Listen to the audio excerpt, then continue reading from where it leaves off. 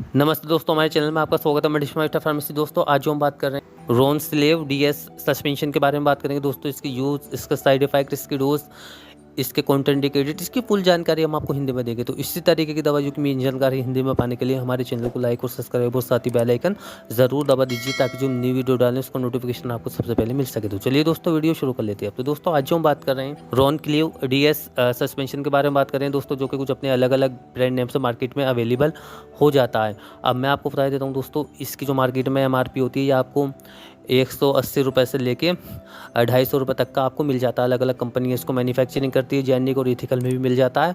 और दोस्तों, आपको ध्यान रहे कि नकली दवा से आप सावधान इसमें रहें। अब मैं आपको बता देता हूँ दोस्तों कि डॉक्टर के पर्चे पे मिलने वाला सिरप होता है।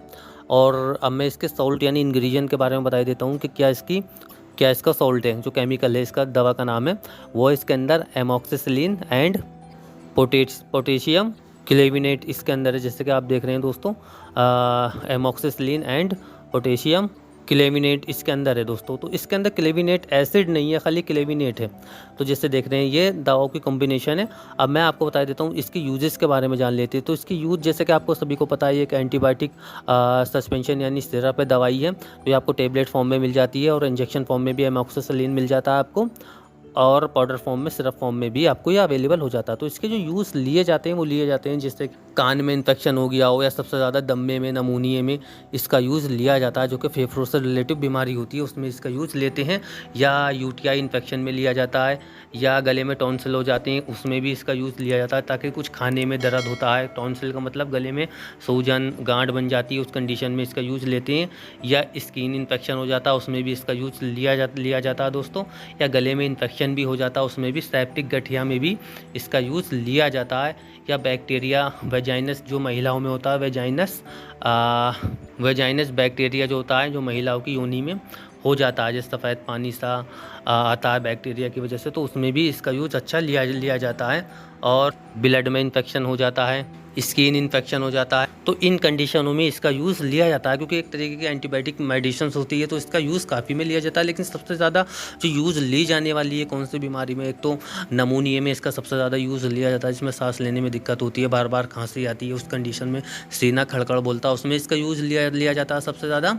और दोस्तों, दूसरा टॉन्सिल्स में इसका यूज़ सबसे ज़्यादा लिया जाता है, जो कि गले में टॉन्सिल हो जाते हैं उसमें भी इसका यूज़ बहुत ज़्यादा लिया जाता है। इसके साइड इफेक्ट के नुकसान के बारे में बात कर लेते हैं। तो इसके जो होते हैं नुकसान, जैसे कि आपको उल्टी हो सकती है, वोमिटिंग, स्किन पर रैशेस या स्किन पर चकदे निकल सकते, या चक्कर आना, नींद आना, पेट में गैस बनना, दस्त लगना, ये कुछ इसके ऐसे कॉमन से साइड इफेक्ट हो सकते हैं, आपको देखने को मिल सकते हैं। इसकी डोज के बारे में बात कर लेते हैं। तो दोस्तों, इसकी जो सामान्य डोज होती है, इसे दिन में 2 बार दिया जाता है दोस्तों। इसे सुबह शाम आप दे सकते हैं, खाना खाने के बाद में देना होता है, टेबलेट फॉर्म में और इंजेक्शन फॉर्म में और सिरप फॉर्म में आपको अवेलेबल हो जाता है। तो मैं सिरप फॉर्म के बारे में बात कर रहा हूँ। तो दोस्तों, इसे आप दिन में 2 टाइम दे सकते हैं।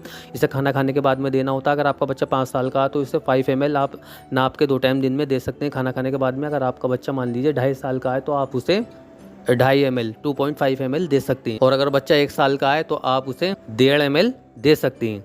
तो दोस्तों, ये डॉक्टर बॉडी वेट के हिसाब से कैलकुलेशन करके इसकी डोज देते हैं। तो अब मैं इसके कुछ कॉन्ट्राइंडिकेटेड बता देता हूँ कि बच्चों में और बड़ों में क्या देखने को मिलते हैं। तो दोस्तों, जो गर्भवती महिला बड़ों में प्रेगनेंसी की जो तैयारी कर रही है, जो प्रेग्नेंट है, जिसके पेट में बच्चा, वो अपने डॉक्टर की सलाह से इस टेबलेट का, सिरप का यूज़ करें। और जैसे बच्चों में जैसे कोई हार्ट का बीमार है, कोई रिलेटिव बीमारी है, या किडनी से रिलेटिव बीमारी है, लीवर से रिलेटिव बीमारी है, तो कोई इनमें से कोई भी प्रॉब्लम है, अगर कोई ऐसी, या कोई शुगर की मेडिसिन या कोई अदर मेडिसिन से चल रही है, तो अपने डॉक्टर की सलाह से इसके साथ में इस सिरप का यूज़ करें।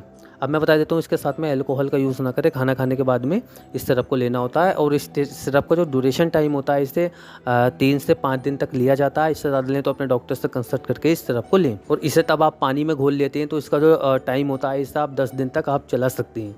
इसके बाद में ख़राब हो जाता है, इसे आप फेंक दें, दूसरे सिरप का यूज़ कर। तो दोस्तों, जैसे मैंने आपको बताया, एंटीबायोटिक सिरप है, तो इसका यूज़ जो लिया जाता है, कान में इन्फेक्शन हो जाए, नमूनिए में टॉन्सिल हो जाए, यूटीआई इन्फेक्शन हो जाए, या स्किन इन्फेक्शन हो जाए, गले में इन्फेक्शन हो, बैक्टीरिया इन्फेक्शन हो, ब्लड में इन्फेक्शन हो जाता है, सबसे ज़्यादा नमूनिए में इसका यूज़ लिया जाता है, जो कि सीने में खड़खड़ होती है, खांसी होती है बार बार, उसमें इसका यूज़ काफ़ी अच्छा लिया जाता है। अगर दोस्तों आपका कोई भी सवाल रोनक्लीव डीएस सिरप के बारे में, तो आप हमें कमेंट बॉक्स में लिख के पूछ सकते हैं। हम आपको इसकी पूरी जानकारी हिंदी में देंगे। धन्यवाद दोस्तों।